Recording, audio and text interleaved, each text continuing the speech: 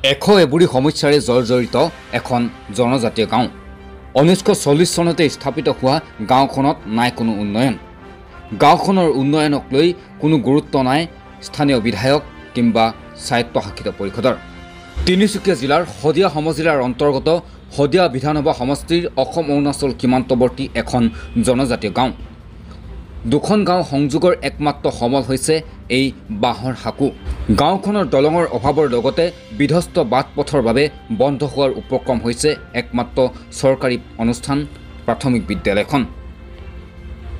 হয় আমি ক'বলৈ বিচাৰিছো হদিয়া সমষ্টিৰ অন্তৰ্গত কাকপথাৰৰ অতি ভিতৰুৱা বান বিধ্বস্ত দিৰাক চুমনি গাঁৱৰ সমস্যাৰ কথা হুনুৱাল কছাৰী স্বায়ত্তশাসিত পৰিষদৰ অন্তৰ্গত এই গাঁওখনৰ ৰাইজে তেওঁলোকৰ সমস্যাৰ বিষয়ে বহুবাৰ স্থানীয় বিধায়ক বলিন চেতিয়া পঞ্চায়ত প্ৰতিনিধি হুনুৱাল কছাৰী স্বায়ত্তশাসিত পৰিষদৰ প্ৰতিনিধিক অৱগত কৰি আহিছে কিন্তু আজি কুপতি গাঁও নৰলিল কাৰুৰে শীঘ্ৰে গাঁওখনৰ বাটপথ আৰু দলং নিৰ্মাণ কৰি গাঁওখনৰ একমাত্ৰ চৰকাৰী অনুষ্ঠান ছাত্ৰ ছাত্ৰীৰ সপোনৰ বিদ্যালয়খন বন্ধ কৰাৰ সিদ্ধান্তৰ পৰা বিৰত থাকিবলৈ দাবী জনাইছে যুৱ সংঘৰ লগতে ছাত্ৰ ছাত্ৰী আৰু গাঁৱৰ ৰাইজে বান খহনীয়াৰ প্ৰতিৰোধৰ স্থায়ী সমাধান কৰি গাঁওখনৰ উন্নয়নৰ দিশত চকু দিবলৈ স্থানীয় বিধায়ক বলিন চেতিয়া হুনুৱাল কছাৰী স্বায়ত্তশাসিত পৰিষদলৈ দাবী জনাইছে স্থানীয় ৰাইজে হয় অতি দুখৰ বিষয় যে আজি সমগ্ৰ অসমত যদি চোৱা হয় আটাইতকৈ যদি দুখৰ আৰু অতি দুৰ্ভগীয়া গাঁও হিচাপে আমাৰ হুনুৱাল কছাৰী সকলোৰে গাঁওবোৰ আছে যেনেদৰে আপোনালোকে এতিয়া দেখিছে এখন চুমনি প্ৰায় স্বাধীনতাৰ আগতে প্ৰায় 1942 চনতে স্থাপন হোৱা এই হুনুৱাল কছাৰী জনগোষ্ঠীৰ চুমনি গাঁওখন আজিৰ পৰ্যন্ত এখন দলং নহ'ল আজিও এই হাকুডালত মানুহে পাৰ হ'বলগীয়া হৈছে ছাত্ৰ ছাত্ৰীসকলে এই হাকুডালেৰে আহি স্কুল যাবলগীয়া হৈছে ৰাস্তা পদূলি এটা পাথৰ নাই এখন হেৰিত গোটেই বানৰ অবলত থকা অঞ্চলটো যে চৰকাৰে বানৰ সময়ত কেৱল ৰাইজৰ আগত এটোপোলা বিস্কুট লৈ আহি ৰাইজক মানে সহায় দিয়েহি সেইবিলাক আমাৰ বিস্কুট নালাগে আমাক স্থায়ী সমাধান লাগে যাৰ বিপৰীতে আপোনালোকে বছৰে বছৰে এটোপোলা বিস্কুট ৰাইজৰ আগত আনি দিবলগীয়া নহয়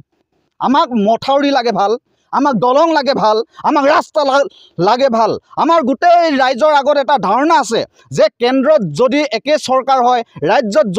যদি একে চৰকাৰ হয় তেতিয়া গোটেই মানে উন্নয়নমুখী এক পৰিৱেশৰ সৃষ্টি হয় কিন্তু আজি কেন্দ্ৰটো বিজেপি চৰকাৰ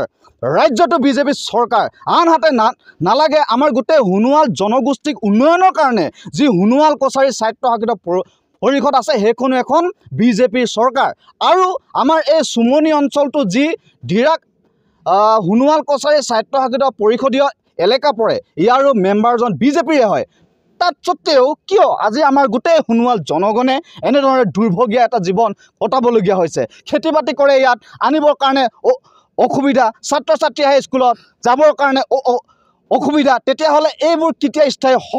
সমাধান হ'ব গতিকে আমি ইয়াৰ পৰা দাবী জনাওঁ আমি হুনুৱাল কছাৰী ছাত্ৰ সন্থাই গোটেই জনগণে দাবী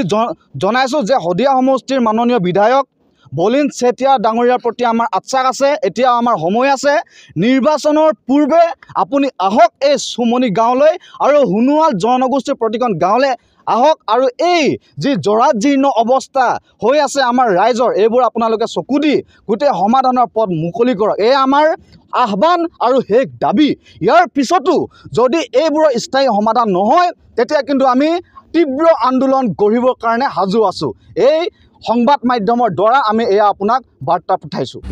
শীঘ্ৰেই গাঁওখনৰ বাটপথ দলং নিৰ্মাণ নকৰিলে তীব্ৰ প্ৰতিবাদৰ হুংকাৰ প্ৰদান কৰিছে হুনুৱাল কছাৰী ছাত্ৰ সন্থা তিনিচুকীয়া জিলা সমিতিৰ নেতৃত্বই নিউজ ডেস্ক ৰিপৰ্ট আছাম 8